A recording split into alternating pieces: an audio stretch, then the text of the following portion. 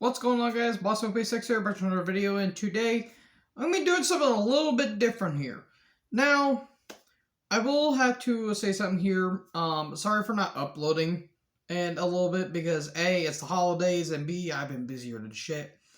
So today I'm going to be doing something I just thought about actually doing today. I'm going to be ranking every metal album that I have listened to this year. Now, I have not listened to a ton of metal albums, like, Thralls of Metal, Metal Meltdown, Paragene's Reviews, even Quest for Metal. But there's, like, maybe a couple that I did listen to, and some of them actually generally surprised me, both good and kind of bad. But anyways, let me know down in the comment section below, and happy holidays, everybody. So, with that being said, let's get to the countdown. Kick back, grab a snack, grab your loved one, and even your pet giraffe, and join me here. So, at number 6, I've listened to 6 full albums this year. I know, kind of a disappointment because I heard there was been a lot of good stuff, but I'll talk about that here in a little bit. Number 6, Iron Maiden Sujitsu. Oh boy, the fanboys and simps are going to be, wielding their pitchforks and tapping away on their little keyboards on their screen saying, "How dare you dispatch of this prog metal masterpiece?" When in reality, it's just another modern Maiden album. Therefore, it sucks. Now, I stand by on my review of the album. It is, again, another Maiden album. There's a couple decent tracks, but overall, it's boring, too long, and the songs that go somewhere go nowhere in the end. Some good songs. There's some decent tracks here. The title track, I think, is got some pretty cool atmospheres, and I kind of like the theme that they did. Stratego, I think, is kind of cool. The single Writing on the Wall, it's decent. It's decent. Days of Future Past is the best song because A, it's short, and B, just straightforward, straight to the point, get in, get out. There you go. Everything else is a slog to get through. Those last 3 tracks are abysmal. The Death of the Celts has a couple decent moments, like it has like a kind of like a Dropkick Murphys vibe off of it, but in the end it goes nowhere. Like Disc 2 is an abomination. It is a hate crime against modern music, and considering that what we listen to nowadays is saying something, but I mean, effort was there, but unfortunately, I'm sorry, I just can't get into this album. It's about on par with Book of Souls, but it's better than A Matter of Life and Death, that's for sure, and way better than The Final Frontier, but still, it's not a modern Maiden album, therefore it sucks. So yeah, that's kind of like my least favorite album of this year, considering that.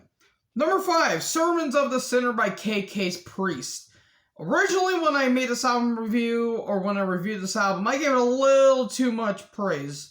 That's because A, I'm a Judas Priest sip, and I love Tim Ripper Owens. So when I heard that KK Downing and Tim Ripper Owens were going to make a band, I'm like, sign me up there, Chief. What we ultimately got, there's some pretty good tracks here, but I kind of overhyped it a bit too much. And I'm willing to admit, unlike some people on the internet, there are some moments that I will admit they're very cheesy, and the songwriting is not good. I love KK. KK is one of the best guitarists of all time. His songwriting's not really that good. He's more of a riff writer more than an actual lyricist. The reason, yes, he helps some songs when him, Halford, and Glenn Tipton were part as a trio, but when he's by himself, he's not really that, thinkable and all that stuff. He's not really, creative. Therefore, with that being said, there's some pretty damn good songs. Ripper, even in his 50s, is still killing it. The title track, I think, is pretty cool. Return of the Sentinel is a pretty damn good sequel to the Sentinel off the Defenders of the Faith. Hellfire Thunderbolt, as cheesy as that title is, it's actually a pretty fun song. Brothers of the Road's got a pretty cool groove. Again, cheesy as hell, but I enjoy it. So overall, Sermon to the Sinner has some pretty damn good moments, but overall, I gave it way too much hype than it should have. So it's landing where it is. Number 4, Portal with a Vow. Allow me, if you may excuse me, to go get a little buddy of mine that I introduced when I initially heard this album.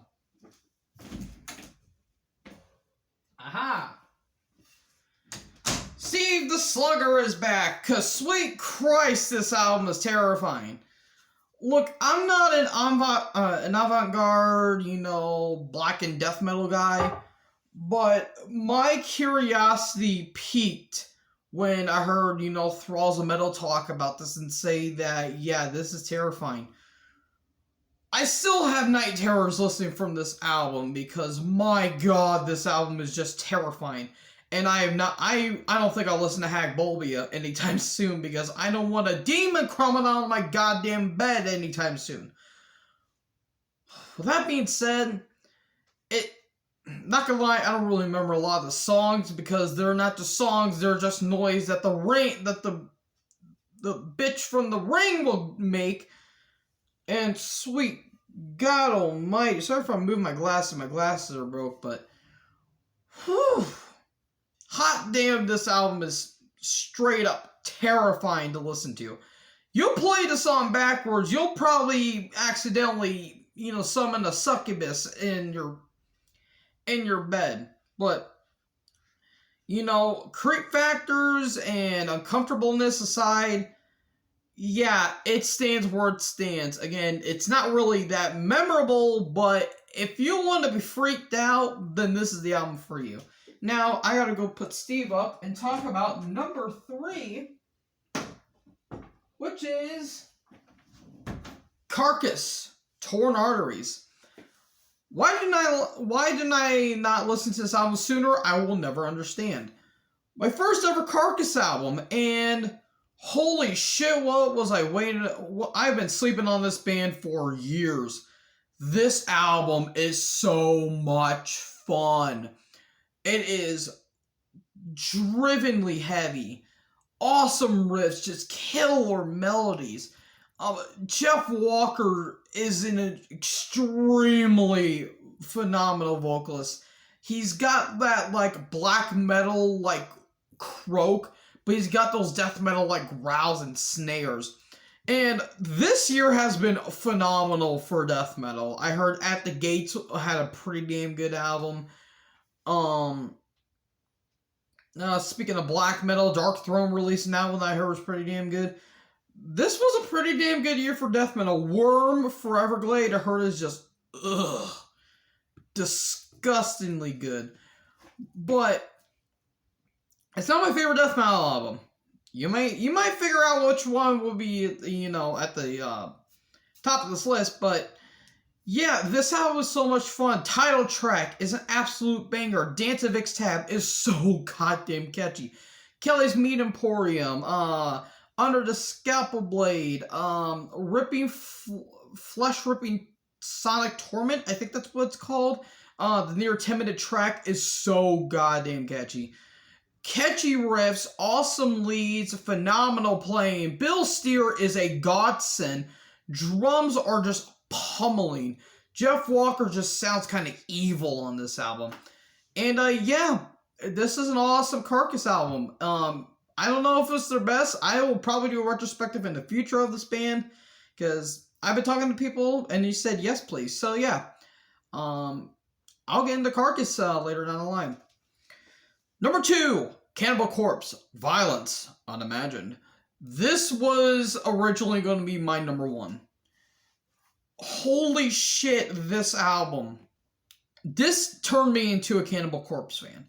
I listened to it before. I did a review on my Random Metal reviews of Tomb of the Mutilated, and I wasn't a big fan of the vocals, even though I do like the musicianship. This album may be my favorite. I don't know, I'm probably in a big minority when I say that, but holy shit, this album. It introduces Eric Rutan, who's, been, in the band, well, not in the band, but he's been in the band in terms of production. He replaced Pat O'Brien, who went through a thing, which read up on it. And his, involvement is amazing. Corpse Grinder, George Fisher just sounds immaculate. He just sounds gruesome on this album. Paul Mazurkowitz drumming is so scattershot and schizophrenic. It's just like dun, dun, dun, dun, dun, dun, dun. It's insane. Rutan's presence just makes this album just so... It's like melody driven. It's like catchy as hell leads and hooks. Rob Barrett just is insane. Alex Webster, even though you can't really hear him throughout the album that much, he noodles away to the best of his ability. Murderous Rampage, maybe one of the best Cannibal Corpse intros besides maybe Hammer Smash Face. Necrogenic Resurrection, Surround, Kill, Devour, Bound and Burn, Follow the Blood, beer. Condemnation Contagion, that sounds like a Morbid Angel song. I'm not even kidding.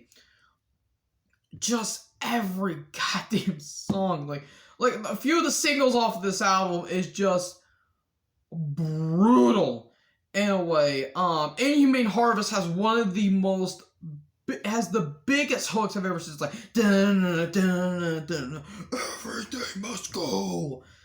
Dude, just this album, like, those songs will get stuck into your membrane until you're physically brain dead. This album's awesome. The only reason it's not number one is because there was one album that managed to beat it just by a cube here. Number one, Limp Bizkit Still Sucks. I'm kidding. Number one, Exodus, Persona Non Grata. This is one of the most recent albums, and I'm in a minority when I say this. This was probably their best modern album. Even though the Rob Dukes era, it kicks so much ass, I'll probably need to go back and listen to those albums. Because I've heard, Shovelheaded Kill Machine. I did a review of Tempo of the Damned. This album is fantastic. Just great stuff. Can Gary Holt do everything is what I'm thinking. He is one of the best. He is literally the Tony Iommi of thrash.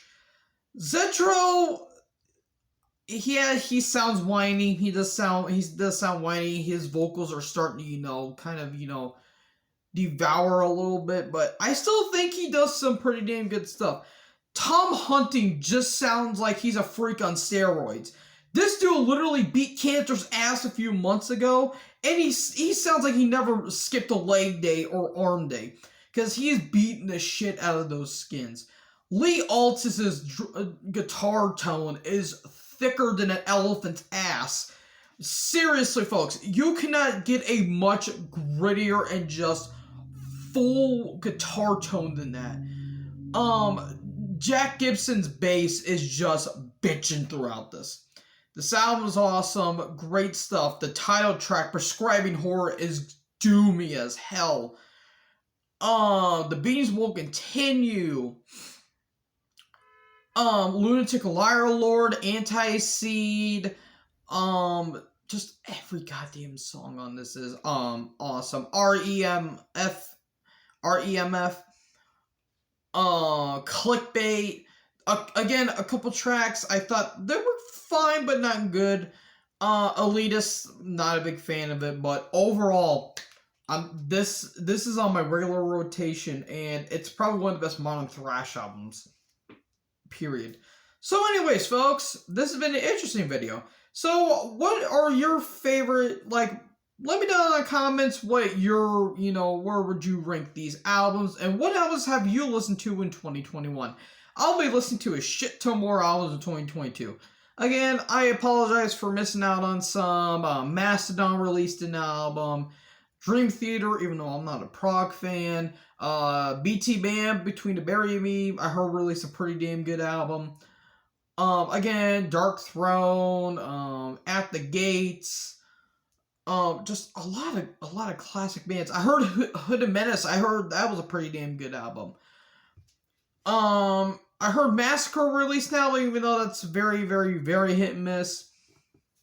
But overall, this was a very, this was a kick-ass year for death metal, to be sure, but fun year for metal in general. So yeah, I'll be looking forward to what we have in 2022. I read up Immolation is going to be releasing a new album, so looking forward to probably do that. Hypocrisy released a new album too. I keep forgetting that.